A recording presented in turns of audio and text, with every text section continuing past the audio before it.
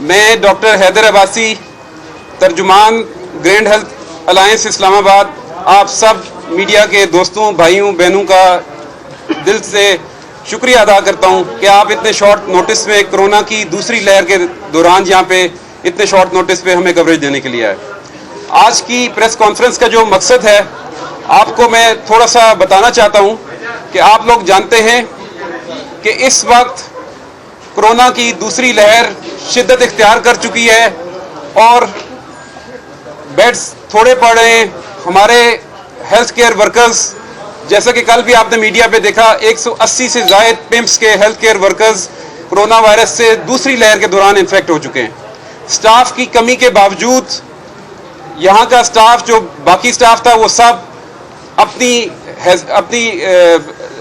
Capability से ज़्यादा काम कर रहे हैं, लिमिटेड रिसोर्सेज के बावजूद काम कर रहे हैं। आपने देखा था कि जब कोरोना की पहली लहर आई तो उस वक्त तो बिल्कुल ही हमारे पास ना प्रोटेक्टिव इक्विपमेंट था, ना हमारे पास कोई ऐसी ट्रेनिंग थी। उसके बावजूद जब हमने यहाँ के स्टाफ ने बिल्कुल कोई उसमें उफ तक ना की और मरीजों की ऐसी खिदमत की कि हम कोरोना की पहली लहर में काफ़ी हद तक कामयाब हो गए थे। अभी जब कोरोना की दूसरी लहर आई तो दोबारा उसी जज्बे के साथ, हालांकि रिसोर्सेज अभी भी लिमिटेड हैं, अभी तो स्टाफ भी हमारा चूंकि काफ़ी ज़्यादा कोविड से इन्फेक्ट हो चुका है, उसके बावजूद हमारे हेल्थ केयर वर्कर्स, हमारे डॉक्टर्स, हमारी नर्सेस, हमारा पैरामेडिकल स्टाफ, हमारा पूरा स्टाफ जो है, एक एक बंदे का नाम लेना मुश्किल है, एक एक बंदा जो है उसी जज्बे से, उससे ज़्यादा जज्बे से दोबारा काम कर रहा है। लेकिन अफसोस की बात यह है कि जब आप बॉर्डर पे जंग लड़ रहे हों और दूसरी तरफ से आपके अपने आप पे हमला कर दें तो फिर आप क्या कर सकते हैं। अब मैं आपको बताना चाहता हूं कि हमला क्या है। हम लोग जब कोरोना की दूसरी लहर के खिलाफ काम कर रहे हैं और लड़ रहे हैं तो हमें पता चला कि एमटीआई का हमला हो गया है।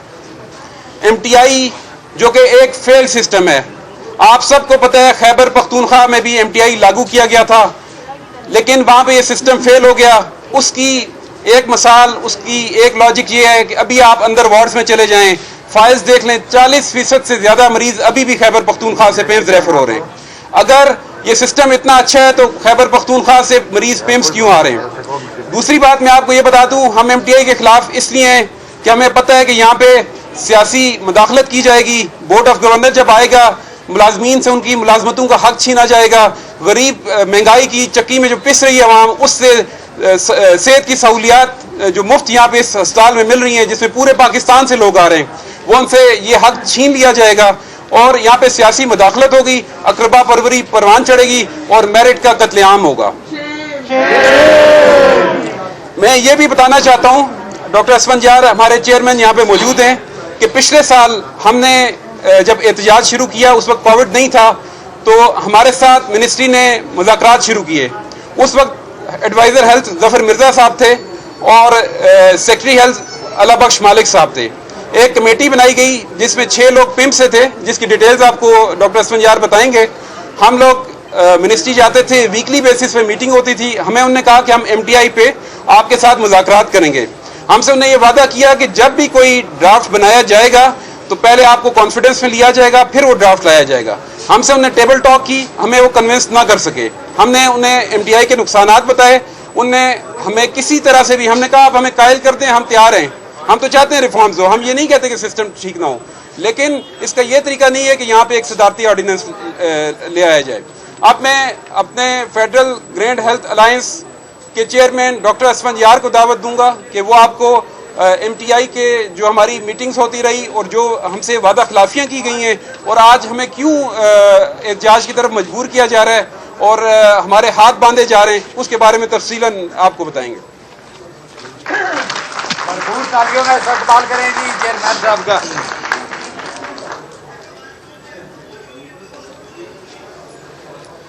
बिस्मिल्लाहिर्रहमानिर्रहीम। रब्बि इश्रह ली सदरी व यस्सिर ली अमरी वहलुल उक़दतम मिन लिसानी यफ़क़हू क़ौली। मेरे तमाम मीडिया के दोस्तों, प्रिंट मीडिया, इलेक्ट्रॉनिक मीडिया के मेरे पिम्स के वफादार दोस्तों, आपका बहुत बहुत शुक्रिया कि आप लोगों ने हमेशा मुश्किल वक्त में पिम्स के एम्प्लॉइज का और गरीब आवाम का साथ दिया है और हमेशा यार एक मिनट खामोश हो जाए भाईजान। और हमेशा आप लोगों ने हमारी आवाज मुखालफत के बावजूद कि हुकूमत ने पाबंदियां लगाई हुई हैं, इसके बावजूद भी आप लोगों ने हमारी आवाज पहुंचाई है, जिसका हम तहे दिल से शुक्रिया अदा करते हैं। हमारे मीडिया के भाइयों के लिए भरपूर तालियां एक दफा। साहब भरपूर तालियां। Pakistan institute of medical sciences जो 1985 में Indian institute of medical sciences के मुकाबले में एक डिक्टेटर ने इस मुल्क को, इस्लामाबाद के गरीब आवाम को एक तोहफा दिया था, उस दिन से लेकर आज तक इसके ऊपर 4 मरतबा प्राइवेटाइजेशन का हमला हुआ है। हर बार कोशिश की गई कि पिम्स की जमीन जो बहुत कीमती है उसको autonomous body board of governors के हवाले करके अपने मनपसंद लोगों में तकसीम की जाए, लेकिन तारीख गवाह है कि हर बार हमने उनका मुकाबला किया है और उनकी इस साजिश को हमने नाकाम बना दी है। पिम्स जब बना तो उस वक्त यह 1500 बेड का अस्पताल था। इस्लामाबाद की आबादी 2.5 लाख थी। उसका अपना कोई मेंबर नहीं होता था, ना एमएनए होता था, और पहले दिन की हमारी ओपीडी 150 थी। आज इस्लामाबाद की आबादी 25 से 30 लाख है। 3 यहां के एमएनएज हैं। 10,000 पर डे पेशेंट्स यहां पे आते हैं, लेकिन ह्यूमन रिसोर्स वही 85 वाला है। ना किसी ने इसमें बेड का इंक्रीज किया है और ना इसके स्टाफ में कोई पोस्टें सैंक्शन हुई है। इसका मकसद क्या हुआ? इसका मकसद यह हुआ कि पिम्स के अंदर काम करने वाले लोग अपनी जॉब के साथ इंतहाई सिंसियर है। वो जितना भी होता है हम अपने साथ लेते हैं और किसी को यहां पे हमारी कोशिश होती है कि बगैर इलाज के यहां से कोई बंदा वापस ना जाए।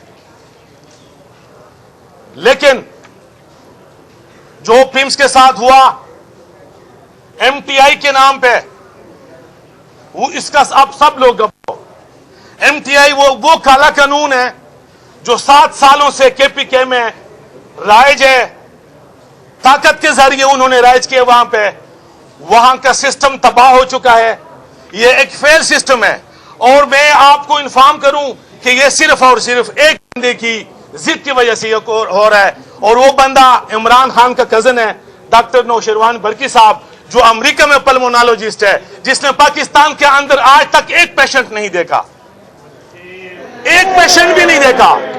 यहां तक है कि जब कोरोना की एक खतरनाक सिचुएशन बनी तो आप लोग सब गवाह कि हमारे पिम्स में हुकूमत ने क्या फैसिलिटीज दी। पीपीईज हमने खुद अरेंज की है, मास्क हमने खुद अरेंज की है। आप लोगों के तवस्सुत से हमने पूरी दुनिया में आप अपनी आवाज पहुंचाई। 2 बेड के आईसीयू से उन्होंने स्टार्ट लिया था। आप लोग हमारी आवाज बन के सिचुएशन जब क्लियर की तब यहां पे मिनिस्टर आते रहे और पिम्स में उन्होंने आईसीयू डेवलप कर दी। लेकिन इस पूरे पेंडेमिक में इस एमटीआई का खालिक कहां पे था? ये अमेरिका बैठा हुआ था। ये पाकिस्तान में एक दिन भी नहीं आया। लेकिन जब हालात संभले, हमने शहादतें दी, हम बेसर सामानी के साथ कोरोना के खिलाफ जंग में लड़े। हमने वो रिस्क अलाउंस भी हमें नहीं प्रॉपर मिला जो उसका हुकूमत ने ऐलान किया था, लेकिन हमने उसके लिए एहतजाज नहीं किया, हमने डिमांड नहीं किया, क्योंकि इसका असर किस पे पड़ना था? गरीब आवाम के इलाज के ऊपर पड़ना था। अब बजाय इसके कि जब जलजला हो तो पिम्स के लोग दिन रात काम करें, जब दहशतगर्दी हो तो पिम्स के लोग दिन रात काम करें, जब ज़र्ब आज़ब हो तो पिम्स का अस्पताल जाके वजीरिस्तान में 30,000 पेशेंट देखे। हमने आईएसपीआर के साथ बैठ के 30,000 पेशेंट्स ट्रीट किए वजीरिस्तान में, ज़रब आज़म में। ये सब कुछ रिकॉर्ड पे है, ISPR के रिकॉर्ड पे एक चीज मौजूद है। मैं वहां पे उस यूनिट को लीड करता रहा। और मजे की बात यह कि हुकूमत पाकिस्तान ने, उस वक्त की हुकूमत ने 1 रुपए भी हमें कोई इजाफी फंड नहीं दिया था वो यूनिट चलाने के लिए। लेकिन जब प्राइम मिनिस्टर आते हैं यहां पे, इमरान खान ने 3-4 मरतबा यहां पे विजिट किया, उसने हमेशा मीडिया के सामने फिल्म्स की तारीफ की। जब जस्टिस साकिब निसार साहब आए थे 2-3 मरतबा उसने दौरे किए हैं, इस स्टेज पे खड़े होकर उसने फिल्म्स की तारीफ की कि फिल्म्स में काम बेहतरीन हो रहा है। फिर क्या वजह है, क्या वजह है कि फिल्म्स का निजाम बेहतर करने के लिए इकदाम करने के बजाय फिल्म्स को प्राइवेट कर दिया गया। एक ऐसे कानून के तहत हमारी जॉब्स खत्म कर दी गई, पेशेंट से जो मुफ्त सहूलत है, मुफ्त इलाज की सहूलत छीन ली गई, पिम्स को एक कॉर्पोरेट बॉडी में कन्वर्ट कर दिया गया। यह आईनी जिम्मेदारी है हुकूमत की, यह आईनी जिम्मेदारी है स्टेट ऑफ पाकिस्तान की कि वो अपने अवाम को फ्री इलाज मुहैया करे और मुफ्त तालीम मुहैया करे। आईन ने अपने इख्तियार तजवीज की हुकूमत पाकिस्तान को कि यह अब आपकी जिम्मेदारी है कि अवाम की आप मुफ्त इलाज की सहूलत देंगे।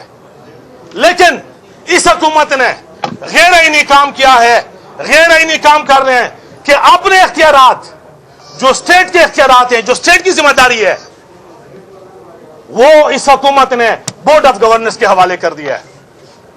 बोर्ड ऑफ गवर्नर्स ने आपसे जान छुड़ाई है। बोर्ड हुकूमत पाकिस्तान ने गरीब अवाम के इलाज से जान छुड़ाई है। जो 5 से 6 अरब रुपए यहां पे इस अस्पताल के ऊपर सालाना खर्च होते हैं, वो कहते हैं कि आप मजीद हम गरीब अवाम पे ये इलाज नहीं करेंगे।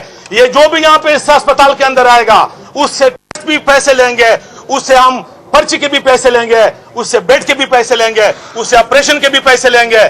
तो आप लोग मुझे बताओ कि वो गरीब अवाम कहां जाए। अब जब हम आवाज उठाते हैं कि मेरे साथ स्टेट ऑफ पाकिस्तान ने एग्रीमेंट किया है कि मैं यहां पे सिविल सर्वेंट हूं, जो एग्रीमेंट मेरे और स्टेट के दरमियान हुए थे, सुप्रीम के ऑर्डर्स हैं कि वो कोई भी चेंज नहीं कर सकता। लेकिन इन्होंने ऑर्डिनेंस के थ्रू वो मुआहदा भी तोड़ दिया है, वो एग्रीमेंट भी खत्म कर दिया है और पिम्स के तमाम मुलाजिमीन को उन्होंने उनकी सरकारी हैसियत खत्म कर दी इस एक्ट के जरिए, ऑर्डिनेंस के जरिए। और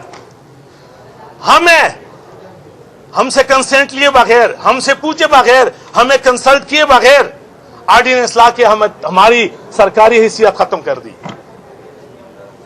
और हम डिक्लेयर हो गए कि ये आप पिम्स के एम्प्लॉइज नहीं होंगे, यहां पे डिपुटेशन पे काम करेंगे। डिपुटेशन पे हम कहां से आएंगे? फिर हमारा डिपार्टमेंट कौन सा हुआ?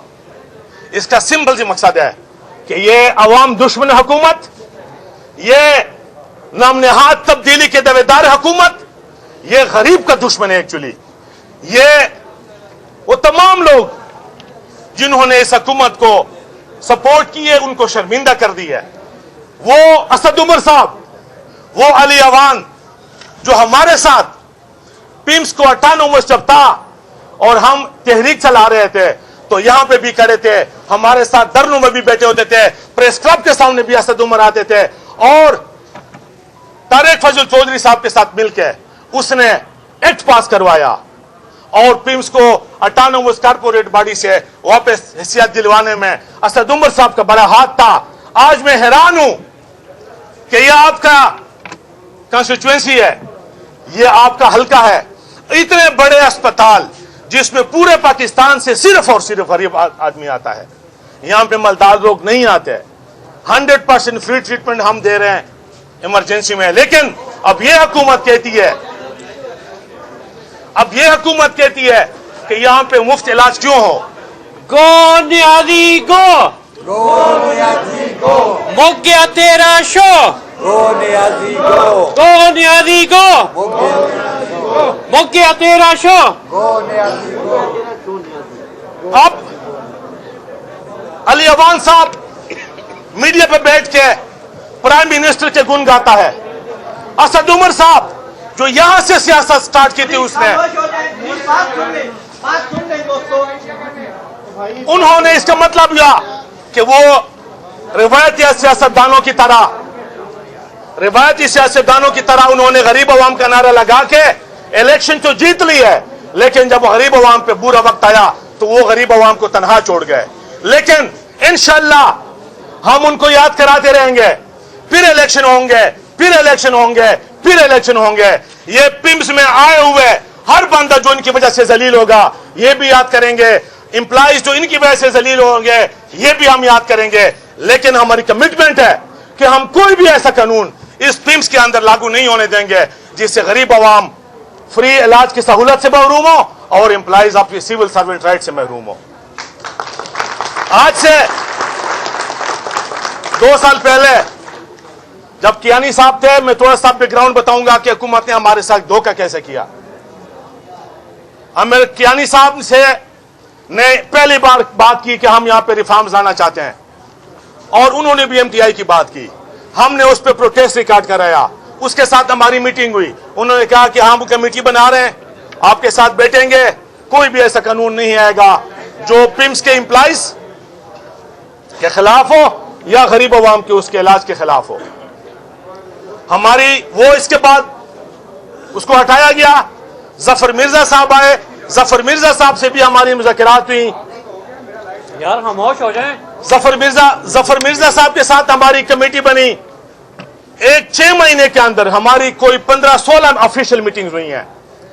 आखिरी मीटिंग ये हुई कि हमने पिम्स के लोगों ने एक किताबचा बनाया, हम आपको लोगों के देंगे वो सारी चीजें।